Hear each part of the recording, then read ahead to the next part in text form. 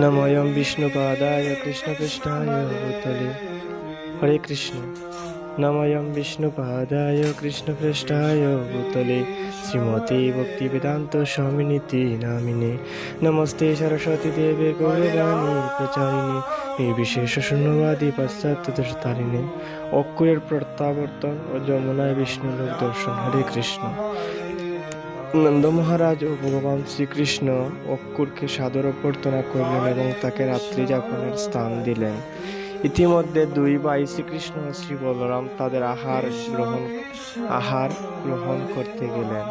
অক্কুর বিছানায় এসে গভীরভাবে চিন্তা করতে থাকলো। মথুরা থেকে বৃন্দাবনে আসার সময় সে যা কিছু প্রত্যাশা করছিল তার সব ইচ্ছাই পূর্ণ হয়েছে। ভগবান শ্রীকৃষ্ণের আরেক নাম হচ্ছে শ্রীনিবাস। শুদ্ধ ভক্তের প্রতি সন্তুষ্ট হয়ে ভক্ত যা কামনা করেন ভগবান তার সবই তাকে প্রদান করেন, কিন্তু শুদ্ধ ভগবত ভক্ত নিজের ব্যক্তিগত সুবিধার জন্য কিছুই ভগবানের কাছে প্রার্থনা করেন না। আহার শেষ করে শ্রীকৃষ্ণ ও শ্রী বলরাম রাত্রিকালীন সম্ভাষণ জানাতে কাকা অক্কুরের কাছে এলেন। শ্রীকৃষ্ণ মাতুল কংস সম্বন্ধে প্রশ্ন করলেন। বন্ধুদের সঙ্গে তিনি কি রকম ব্যবহার করছেন। আবার তিনি জিজ্ঞাসা করলেন, আমাদের আত্মীয়রা কেমন আছেন। তারপরে কংসের ইচ্ছা ও অভিপ্রায় এবং পরিকল্পনা সম্পর্কে অনুসন্ধান করলেন। লীলা পুরুষোত্তম ভগবান তারপর অক্কুরকে জানালেন যে তার উপস্থিতি একান্তই ভালো হয়েছে। তার কাছে তিনি জানতে চাইলেন তার আত্মীয় স্বজন বন্ধু বান্ধবেরা সুস্থ দেহে আছেন কিনা। শ্রীকৃষ্ণ জানালেন যে তার মামা কংস রাজ্যের প্রধান হয়ে থাকায় তিনি খুবই দুঃখিত। সমগ্র রাজ্য শাসন ব্যবস্থায় কংস ছিল সবচেয়ে অসঙ্গতিপূর্ণ ব্যক্তি এবং তার শাসনের সময়ে প্রজারা কোনো কল্যাণ তার কাছ থেকে আশা করতে পারেনি। তারপর শ্রীকৃষ্ণ বললেন, শুধু আমি পুত্ররূপে জন্মগ্রহণ করার ফলেই আমার পিতা কত দুঃখ যন্ত্রণা ভোগ করছেন। শুধু এই কারণের জন্য তিনি অন্যান্য অনেক পুত্রকে হারিয়েছেন। আমি মনে করি এটা আমার পরম সৌভাগ্য যে আত্মীয় ও আমার বন্ধুরূপে আপনি আমার কাছে এসেছেন। প্রিয় সুহৃদ অক্ষুর, দয়া করে আপনি আমাকে বৃন্দাবনে আগমনের উদ্দেশ্য বর্ণনা করুন। এই প্রশ্নের পর যদুবংশজাত অক্ষুর শ্রীকৃষ্ণের পিতা বসুদেবকে কংসের হত্যার প্রচেষ্টা ও মথুরার সাম্প্রতিক ঘটনাবলী সবিস্তারে বর্ণনা করল। শ্রীকৃষ্ণ যে বসুদেবের পুত্র এই কথা নারদ প্রকাশ করে দেওয়ার পর যেসব ঘটনা ঘটেছিল তা অক্ষুর বর্ণনা করল। নন্দালয়ে শ্রীকৃষ্ণের পাশে বসে কংসের সকল কাহিনী সে শ্রীকৃষ্ণকে বলল। কিভাবে নারদ কংসের সঙ্গে মিলিত হন এবং কিভাবে কংস তাকে দূত রূপে প্রেরণ করেন। ঠিক জন্মের পরই মথুরা থেকে শ্রীকৃষ্ণকে বৃন্দাবনে পাঠানোর সমস্ত কাহিনী এবং কংস প্রেরিত সকল অসুর শ্রীকৃষ্ণের হাতে নিহত হওয়ার কথা যা নারদ কংসকে বলেছিলেন তা সবই অক্ষুর শ্রীকৃষ্ণকে বিশদভাবে বর্ণনা করেন। তারপর অক্ষুর শ্রীকৃষ্ণকে তার বৃন্দাবন আগমনের উদ্দেশ্য জানিয়ে দিল। কংসের দুষ্ট পরিকল্পনার কথা শুনে শত্রু নিধনে নিপুণ শ্রীকৃষ্ণ ও শ্রী বলরাম মৃদু মৃদু হাসতে লাগলেন। ধনুযজ্ঞ নামে মথুরায় অনুষ্ঠিতব্য উৎসবে অংশগ্রহণে গোপবালকদের আমন্ত্রণ জানাবার জন্য তারা নন্দ মহারাজকে অনুরোধ করলেন। কংস চেয়েছিলেন তারা সকলেই এই অনুষ্ঠানে অংশগ্রহণ করুক। শ্রীকৃষ্ণের অনুরোধে নন্দ মহারাজ তখনই সকল গোপবালকদের ডেকে পাঠালেন এবং দুগ্ধ ও দুগ্ধজাত সব রকম খাদ্যদ্রব্য ওই অনুষ্ঠানে নিয়ে যেতে বললেন। কংসের বিরাট ধনুর্যজ্ঞ অনুষ্ঠান ও ব্রজবাসীদের সকলকে অংশগ্রহণের আমন্ত্রণের কথা জানাতে নন্দ মহারাজ বৃন্দাবনের মুখ্য কুতুয়ালকেও নির্দেশ দিলেন। নন্দ মহারাজ গোপবালকদের জানালেন যে পরের দিন সকালে তারা যাত্রা শুরু করবেন, তাই গাভী ও বলদগুলি যাতে তারা মথুরায় নিয়ে যেতে পারেন গোপবালকেরা তার ব্যবস্থা করলেন। শ্রীকৃষ্ণ ও শ্রী বলরামকে মথুরায় নিয়ে যাওয়ার উদ্দেশ্যে অক্ষুরকে আসতে দেখে ব্রজগোপীরা অত্যন্ত উদ্বিগ্ন হয়ে পড়লেন। তাদের মধ্যে কেউ কেউ এমন বিষণ্ণ হয়ে পড়লেন যে তাদের মুখ কালো হয়ে গেল। তারা দীর্ঘশ্বাস ফেলতে লাগলেন। তাদের হৃদয় কেঁপে উঠল। অচিরেই তাদের কেশবাস শিথিল হয়ে পড়তে লাগলো। তারা অন্যান্য যারা গৃহকর্মে নিযুক্ত ছিলেন তারা সকলেই শ্রীকৃষ্ণ ও শ্রী বলরামের মথুরা যাত্রার কথা শুনে যেন অন্য লোকের উদ্দেশ্যে মৃত্যু পথযাত্রীর মতো সবকিছু ভুলে গিয়ে কাজকর্ম থেকে অচিরেই বিরত হলেন। কেউ কেউ শ্রীকৃষ্ণ বিরহে মূর্ছিতা হয়ে পড়লেন। শ্রীকৃষ্ণের অনুপম হাসি ও তাদের সঙ্গে মধুর বার্তালাপের কথা স্মরণ করে গোপীরা দুঃখে অভিভূত হলেন। কিভাবে তিনি ব্রজে ঘুরে বেড়াতেন, তার হাস্য কৌতুকময় কথায় তাদের হৃদয়কে তিনি কিভাবে আকর্ষণ করতেন। পরমেশ্বর ভগবানের এই সব লীলাবিলাসের কথা ব্রজ গোপিকারা সকলেই স্মরণ করতে লাগলেন। শ্রীকৃষ্ণের কথা ভেবে এবং শ্রী বলরামের সঙ্গে তাদের অবসন্ন বিরহের কথা ভেবে বিষণ্ণ ও কম্পিত হৃদয়ে গোপীরা সকলে সমবেত হলেন। শ্রীকৃষ্ণ চিন্তায় সম্পূর্ণ আবিষ্ট গোপীদের চোখ থেকে অবিরত অশ্রু ঝরে পড়তে লাগলো। তারা নিজেদের মধ্যে এইভাবে কথাবার্তা বলতে লাগলেন, হে বিধাতা, আপনি অত্যন্ত নির্দয়, আপনি অতীব নিষ্ঠুর। মনে হয় আপনি কখনো অন্যদের প্রতি কৃপা প্রদর্শন করেন না। আপনার নির্দেশেই বন্ধুরা পরস্পর সান্নিধ্যে আসে, কিন্তু তাদের বাসনা পূর্ণ হবার আগেই আপনি তাদের বিচ্ছিন্ন করেন। এগুলি শিশুদের খেলাধুলার মতোই অর্থহীন। আপনার এই ব্যবস্থা সত্যিই নিন্দনীয় যে আপনি মনোহর শ্রীকৃষ্ণকে আমাদের সঙ্গে পরিচয় করিয়ে দেন, যার নীলকুঞ্চিত কেশ, যার উন্নত নাসা ও কপালকে সৌন্দর্যমণ্ডিত করে, যার সদা হাসি জড়জাগতিক সকল সুখকে তুচ্ছ করে, তার পরক্ষণেই আপনি তাকে আমাদের কাছ থেকে বিচ্ছিন্ন করেন। হে বিধাতা, আপনি এমনই ক্ষুদ্র, কিন্তু সবচেয়ে বিস্ময়কর এই যে আপনি এখন এই অক্ষুর নামে আমাদের কাছে উপস্থিত হয়েছেন, যার অর্থ ক্ষুর নয়। শ্রীকৃষ্ণের মুখারবিন্দের দর্শনের উদ্দেশ্যে আমাদের এই নয়নগুলি দানের জন্য প্রথমে আমরা আপনার কলা নৈপুণ্যের প্রশংসা করেছিলাম, কিন্তু এখন থেকে যাতে আমরা শ্রীকৃষ্ণকে আর দর্শন করতে না পারি, তাই নির্বুধের মতো আপনি আমাদের নয়নের মণিকেই তুলে নিয়ে যাওয়ার চেষ্টা করছেন। নন্দদুলাল শ্রীকৃষ্ণ অত্যন্ত নিষ্ঠুর। তার সব সময়ই নতুন সখা চাই। সে কারো সঙ্গে দীর্ঘকালের বন্ধুত্ব রক্ষা করা পছন্দ করে না। আমাদের গৃহ, বন্ধু বান্ধব ও আত্মীয় আদি ত্যাগ করে আমরা তার দাসী হয়েছি, কিন্তু সে আমাদের উপেক্ষা করে চলে যাচ্ছে। আমরা সম্পূর্ণভাবে অবগত হওয়া সত্ত্বেও সে আমাদের একটুও ডাকে না। এখন মথুরা নগরীর সমগ্র যুবতীরা সাগ্রহে শ্রীকৃষ্ণের আগমন প্রত্যাশা করছে। তারা শ্রীকৃষ্ণের মধুর হাসি উপভোগ করবে ও তার মধু আস্বাদন করবে। আমাদের এই আশঙ্কা যে একনিষ্ঠ দৃঢ়ব্রত অধীর হওয়া সত্ত্বেও শ্রীকৃষ্ণ মথুরার সুন্দরী কিশোরীদের মুখশ্রী দর্শন করে নিজেকে ভুলে যাবে।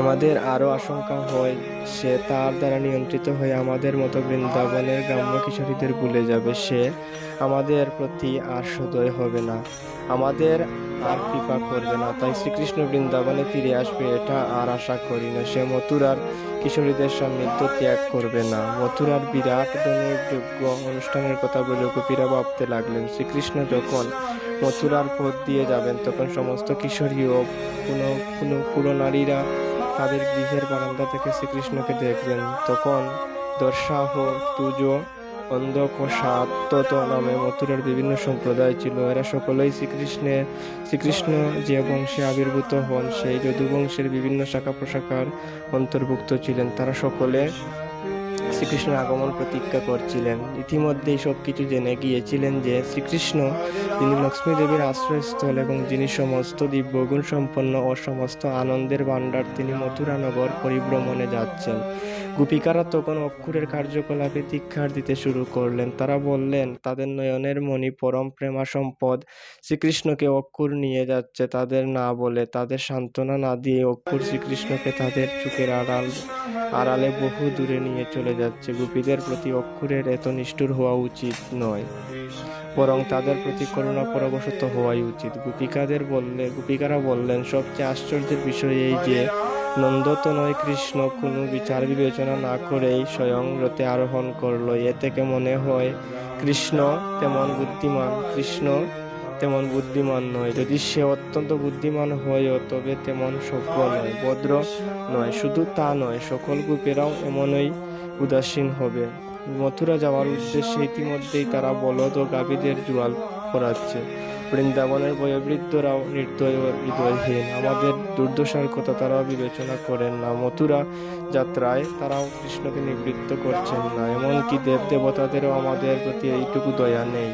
তারা শ্রীকৃষ্ণের মথুরায় যাওয়ায় বিঘ্ন ঘটাচ্ছেন না। শ্রীকৃষ্ণ যাতে মথুরায় যেতে না পারে এই জন্য প্রবল বর্ষণ, ঘূর্ণিঝড় আদি প্রাকৃতিক দুর্যোগ দুর্বিপাকে যাতে দেবতারা সৃষ্টি করেন সেই উদ্দেশ্যে গোপিকারা প্রার্থনা করতে লাগলেন।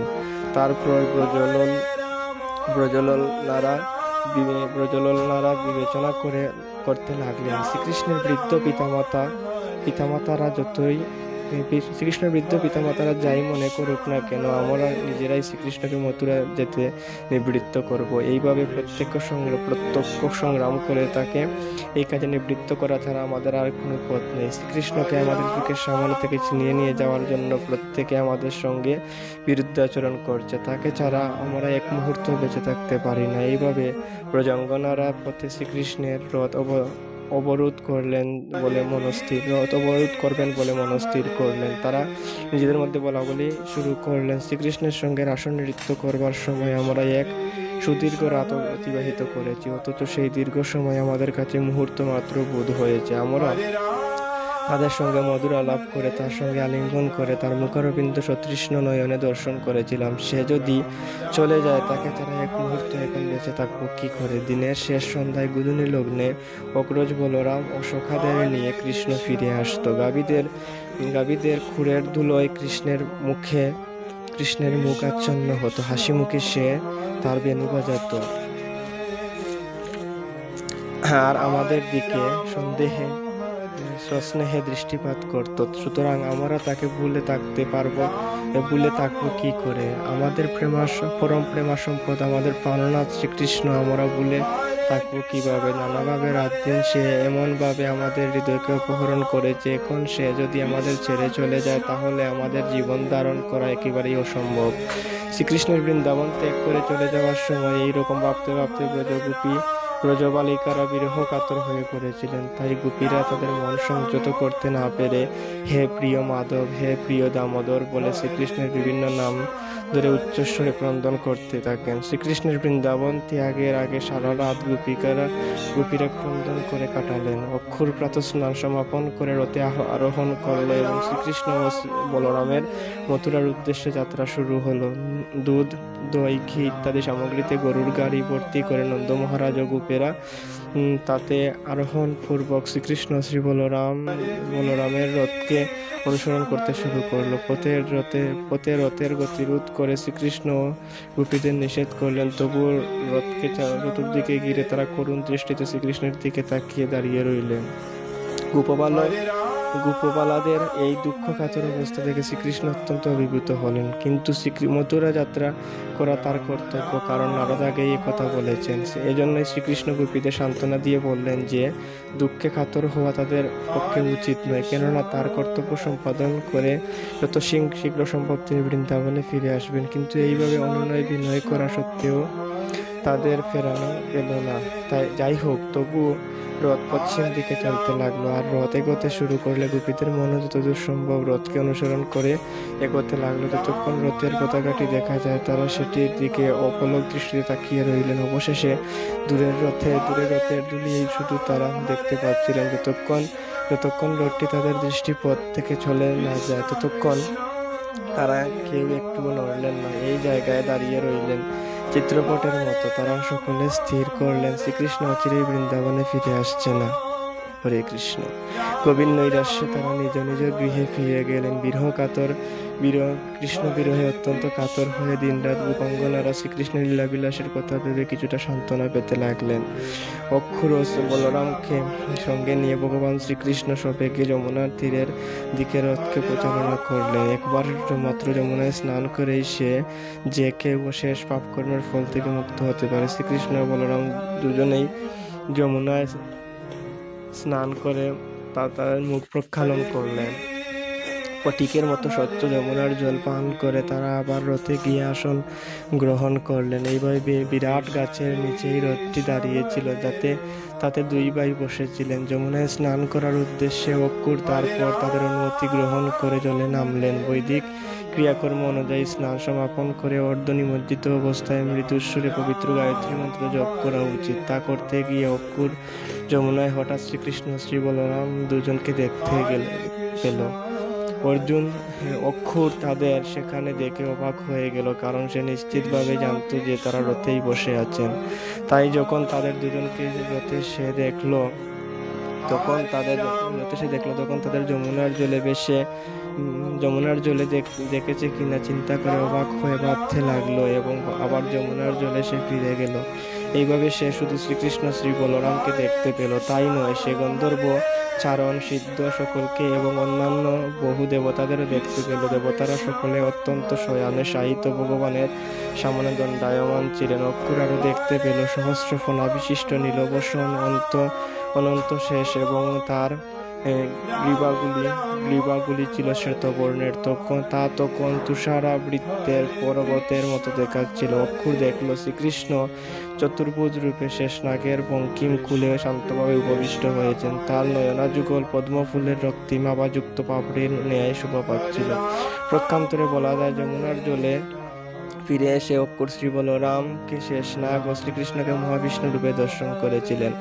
তার চতুর্ভুজ রূপ ছিল সর্বমনোহর, দেহ সুগঠিত, আজানুলম্বিত বাহুযুগল, অষ্টরক্তিম উন্নত নাসা, উন্নত ললাট ও বিস্তৃত কর্ণ, উচ্চ স্কন্দ, শঙ্কাকৃতি বিস্তৃত বক্ষ, গভীর নাভিম, ত্রিরেখাঙ্কিত উদর, রমণীদের নিতম্বের মতো বিস্তৃত তার কটিদেশ, এবং হাতির সুরের মতো তার উরু সমন্বিত রূপ ছিল অপূর্ব দর্শন।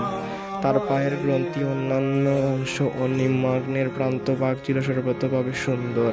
তার পদনখ অতিশয় উজ্জ্বল এবং পায়ের পাতা কমলদলের মতো সুন্দর। তার মুকুট অমূল্য রত্নরাজিতে বিভূষিত, পক্ষে উপবৃত ও কুমরে সুন্দর, কটিবদ্ধ, বাহুর উপরে আগে অনন্ত ও হস্তদ্বয় বলয়ের দ্বারা বিভূষিত, পদ্মদ্বয় নূপুরের দ্বারা শোভিত। তিনি অতি উজ্জ্বল বর্ণ, উজ্জ্বল রূপ ধারণ করেছিলেন, এবং তার করতল ছিল পদ্মফুলের মতো সুন্দর। বিষ্ণুর বিভিন্ন প্রতীক চিহ্ন শঙ্খচক্র গদা ও পদ্ম তার চার হাতে ধারণ করে তিনি অপূর্ব সুন্দর রূপ প্রকাশ করেছিলেন। তার বক্ষ শ্রীকৃষ্ণের শ্রীবৎস চিহ্নিত ছিল, এবং তিনি নির্মল পুষ্পমালায় শোভিত ছিলেন। সর্বোপরি বলা যায়, তিনি অত্যন্ত দর্শনীয় রূপ ধারণ করেছিলেন। অক্ষুর আরও দেখল দেবাদিদেব শিব, ব্রহ্মা এবং চতুষ্কুমার সনন্দন ও সনৎকুমার এবং নন্দ সুনন্দ প্রভৃতি অন্তরঙ্গ পার্শ্বদ কর্তৃক ভগবান পরিবেষ্টিত। নবযুগেন্দ্র ভক্ত প্রবর প্রহ্লাদ মহারাজ এবং নির্মল ও বিশুদ্ধ হৃদয়ে বন্দনারত নারদ মুনিও সেখানে উপস্থিত ছিলেন। অধ্যক্ষজ পরমেশ্বর ভগবানের দর্শন লাভ করে তৎক্ষণাৎ অক্ষুর ভক্তিরসে আপ্লুত হলো, এবং তার শ্রীঅঙ্গ শুদ্ধ সাত্ত্বিকভাবে রোমাঞ্চিত হতে লাগলো। ক্ষণিকের জন্য বিমোহিত হলে অক্ষুর তার শুদ্ধ কৃষ্ণ ভক্তি ভাব রক্ষা করে ভগবানের সম্মুখে প্রণত হলো, এবং করজোড়ে কম্পিত স্বরে ভগবান এর উদ্দেশ্যে স্তব করতে শুরু করলো। ইতি লীলাপুরুষোত্তম শ্রীকৃষ্ণ গ্রন্থের অক্ষুরের প্রত্যাবর্তন যমুনায় বিষ্ণুলোক দর্শন নামক 49 অধ্যায় ভক্তি বেদান্ত তত্ত্ব সমাপ্ত হল। হরে কৃষ্ণ। লীলাপাঠে ভুল ত্রুটি হলে বৈষ্ণবগণ মহাত্মাগণ আমাকে কৃপাপূর্বক ক্ষমা করে দিবেন। সবাই আমার Facebook, YouTube, Instagram like, subscribe, share, comment করে পাশে থাকেন। ভুল ত্রুটি ক্ষমা করবেন। সবার সেজন্য ধন্যবাদ, প্রণাম। হরে কৃষ্ণ।